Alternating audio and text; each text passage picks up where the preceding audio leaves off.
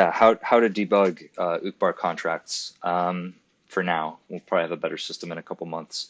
But okay, so for starters, you want to print context and call data before you call the contract. So before you do this ajar, you just like print these two things. That's very helpful, right? Very, very helpful. Um, that gives you all the information that's going into the contract. So that's just like the baseline. The next thing you do is go into Zinc, and on line 253, you put in this printout, which if there's a raw hint, a raw knock 11 inside your contract, this will print that out to the screen in a green color. So that's helpful, and I'll show why in a minute.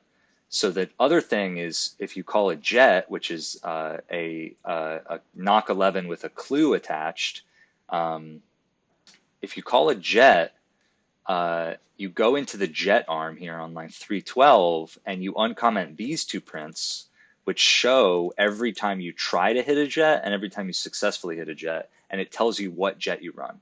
And that's helpful because if you look in the contract, most lines of code include at least one jet. So you can see line by line where you're getting to inside the contract, and usually the jet on which it's failing is the last jet that gets printed out.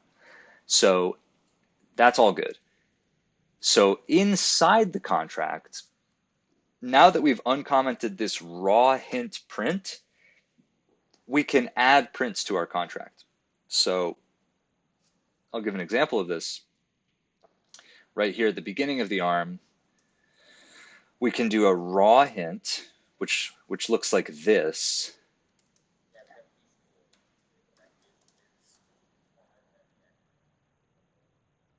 Yeah. So if I put a raw hint inside the contract, I'm good to go. Now, I'll just show why this is a raw hint. Um, I think this is like a zap tiz. No.